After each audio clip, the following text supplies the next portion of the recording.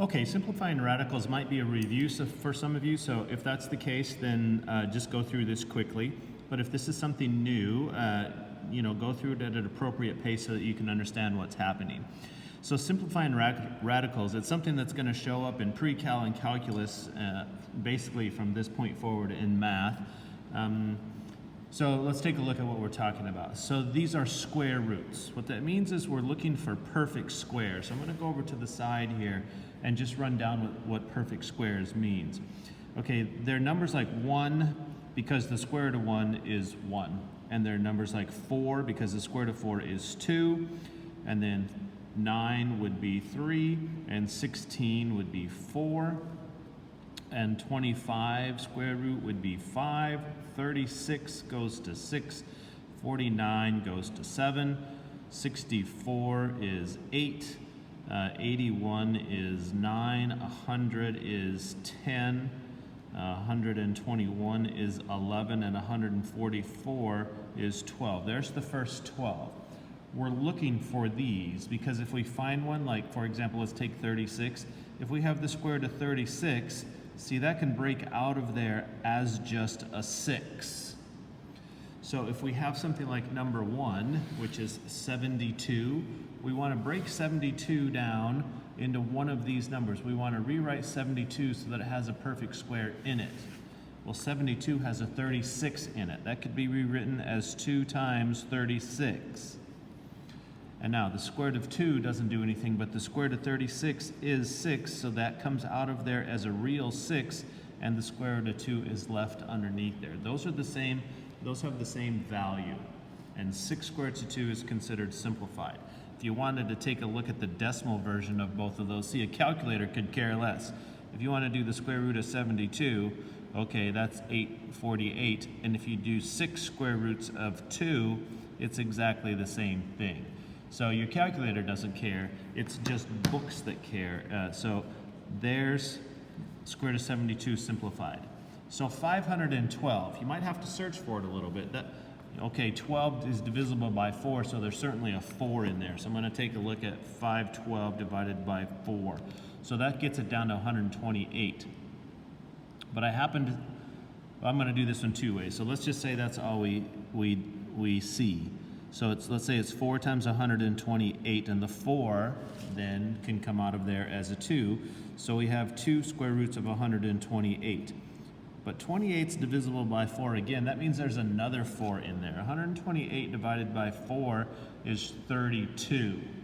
So that could then become 2 square roots of 32 times 4.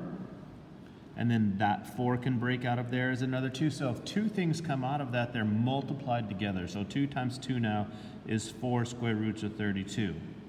But 32 is also divided by 4. So that becomes 4, and then 8 times 4. So that 4 can come out of there as a 2, and now those get multiplied together. So now we have 8 square roots of 8. And sure enough, 8 can be divided by 4 also, so that becomes 8 and then 4 times 2, and that one can come out of there. So now we have 16 out there. So the final answer is 16 square roots of 2. So you can just find small ones and keep going and keep going and keep going. Now, since I see that 4, 4, 4 was in there, that meant 4 times 4 is 16. I could have broken out a 16, which is also a perfect square. Or 4 times 4 times 4, that's 64. I could have just started with the biggest one there is, and that's 8.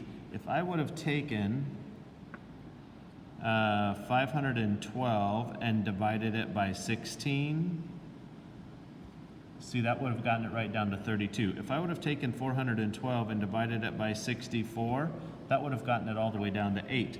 There still was another 2 in there. If I would have taken 512 and divided it by, let's see, 64 times 4, whatever that is. 256, which, by the way, is a perfect square. That's 16. That would have been on the list right here. 256 is 16. If I would have done that, 256, 512 could have also been 256 times 2. And then the 256 could have just came out of there as the 16 in the first place, and you just would have jumped to the answer right off the bat. So you can take it, if you don't see the 16 or the 256, you can take them out little pieces at a time, or you can take out all of it at once. Okay, 18 certainly has a 9 in it, so 18 is 9 times 2, and it's the 9 can come out of there as a 3, so that's simplified to 3 square roots of 2. 112, okay, right off the bat, here's how you tell if something's divisible by 4. If the last 2 digits divide by 4, the whole thing divides by 4. So I know 4 will divide into that. 112 divided by 4 is 28. Okay, I see that there's another 4 in that, so I'm going to try 16. 112 divided by 16. Okay, that's 7. So I could rewrite 112 as 16 times 7. And then the 16 comes out of there as a 4, so we have 4 square roots of 7. Okay, variables. So really what we're looking for, really what's happening up here, let me go back to the 18. See, that was 9 times 2, but it was really 3 times 3 times 2. A square root means you need packages of 2 to come out of there once. See, that package of 2 could come out one time. Okay, down here, 108. I'm sure 108 is divisible by 4. Is 27. Okay, so 108 could be rewritten as 4 times 27 times x squared. Okay, 27 has a 9 in it, so that could be 4, and then the 27 could be 3 times 9. Then x squared. Now I'm taking this one a little bit slow just because I want to show you how the difference between numbers and variables. See, the reason 4 comes out of there as a 2 is because it's really 2 times 2.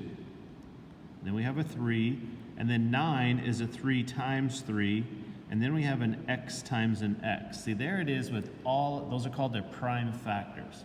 They're all of the smallest prime numbers that make up 108.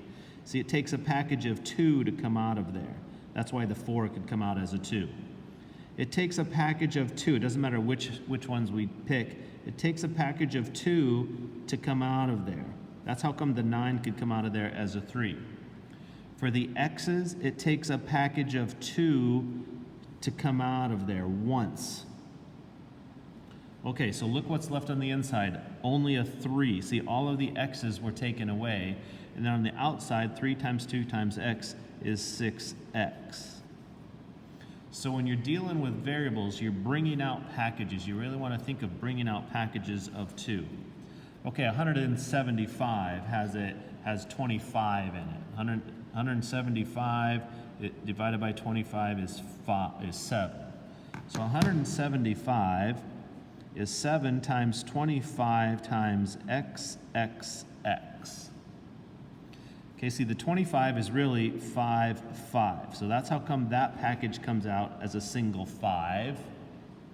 And this package of 2 comes out as an x. So on the outside, we have 5x. And on the inside, we have a 7 and 1 more x. See, this time, a square root didn't take all of the x's. It left 1 in there. All right, 72 has a 9 in it. So 72 could be 8 times 9. And then have an m and an n. Okay, 9 is really 3. That's why the 9 can come out of there as a 3. And here's 2 n's can come out as an n. Okay, now I'm going to also do the 8 because 8 has a 4 in it. 8 could have also been a 2 times 4. The 4 comes out because that's a 2. The 4 comes out as a 2, the square root of 4. So look what's on the outside. 2 times 3 times n. So I have 6n on the outside. Look what's on the inside. I've got this 2 and that m. And there we have it simplified. 216.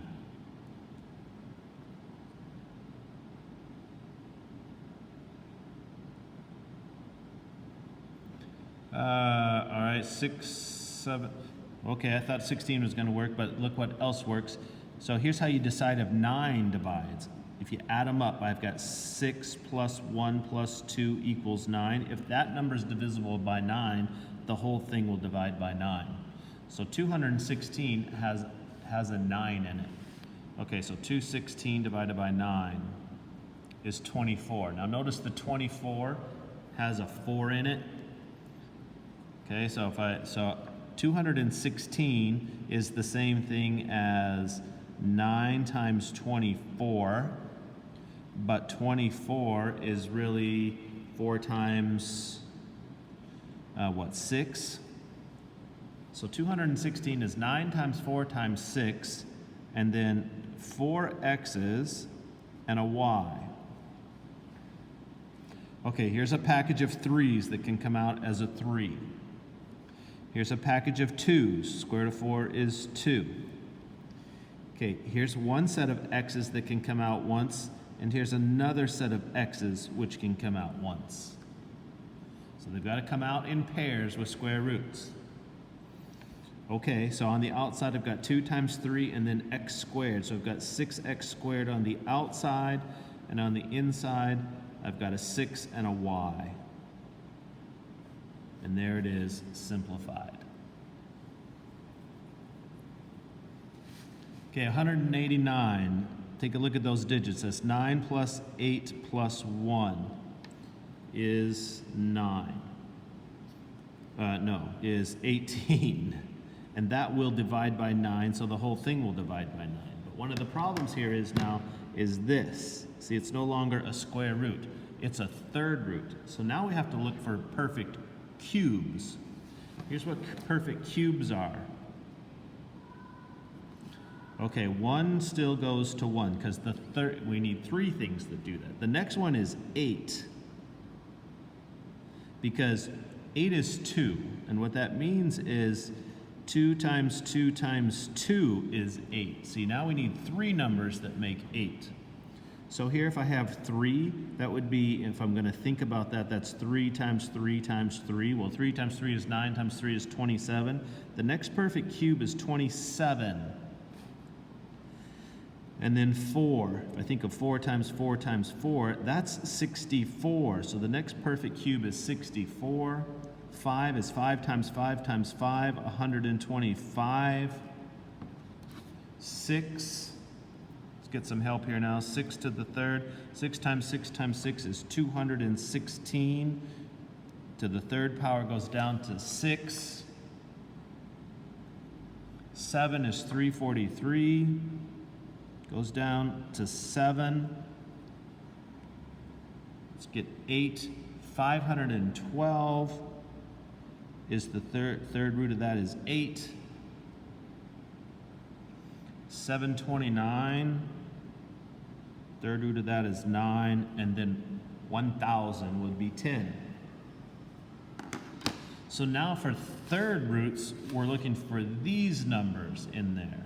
Okay, 189. Well, let's see. 189 might have a 27 in it. 189. Sure enough, 189 could be 27 times 7, so I found this perfect cube right here. So I could rewrite that as the third root of, what did I just say? 27 times 7 times x, x, x, y, y, y. There it is all written out. Okay, now I need sets of 3. The third root of 27 is 3 because of our table. But conceptually, the reason that is, it's because 27 is really 3 times 3 times 3. See, this package, sets of 3 can come out once. That's what this little cube means. It means you need 3 of them to break out once. So these 3 x's can break out once, and these 3 y's can break out once. And now we just take a look at what we have on the outside and what we have on the inside. On the outside, we have 3xy. On the inside, we have 7, and that's it. So it's the third root of 7. So you write that 3 as a little tiny 3 inside the root symbol.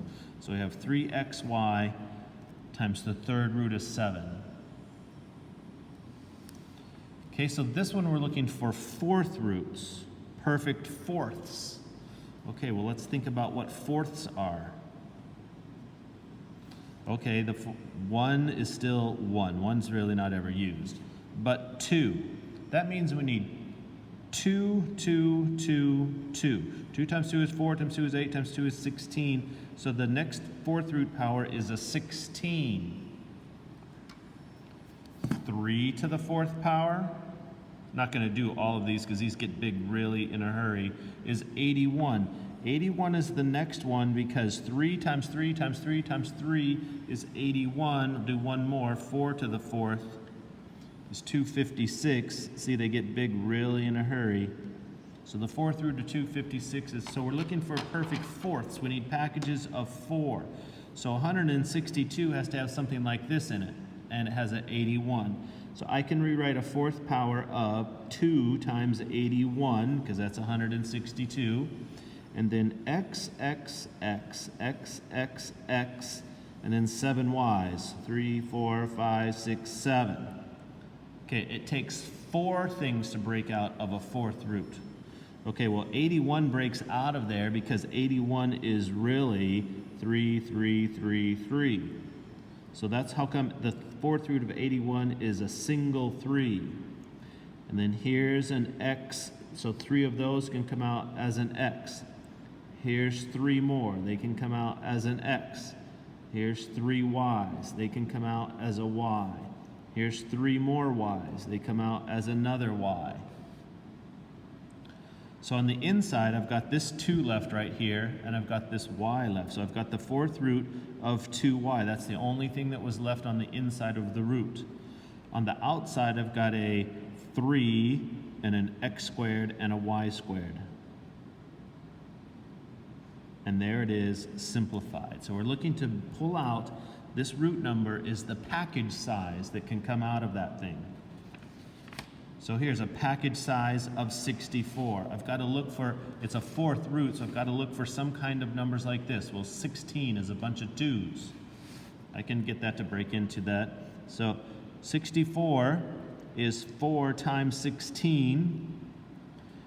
And then I've got a U, U, V, V, V, V. Okay, so 64 is really a 2, 2, 2, 2. So see, that 16 comes out of there as a 2. Now there's not enough U's because I need 4 of them to break out. So those U's do not have enough, but the V's have exactly enough to come out as a V. So what's on the outside is 2V. What's on the inside is that 4 right there, and then UU.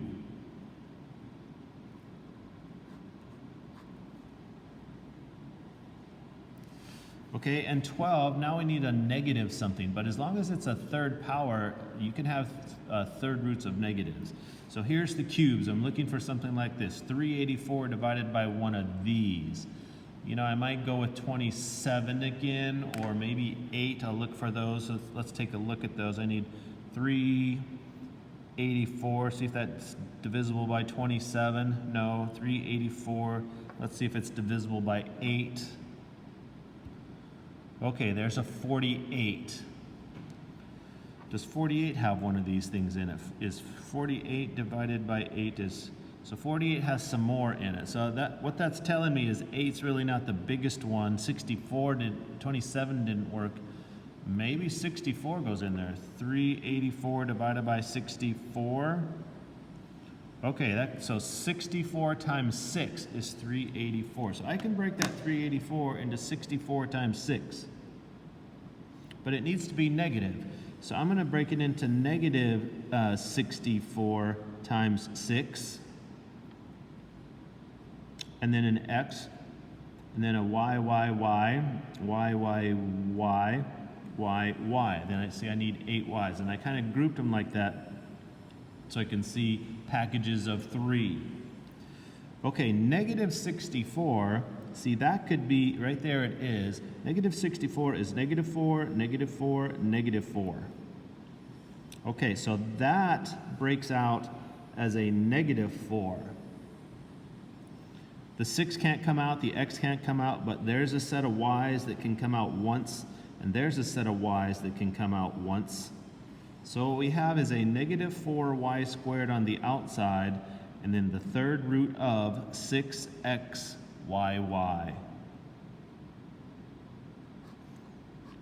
So when you have negatives on an odd power, you want to bring it out. Otherwise, it would be imaginary, and we don't want that to happen.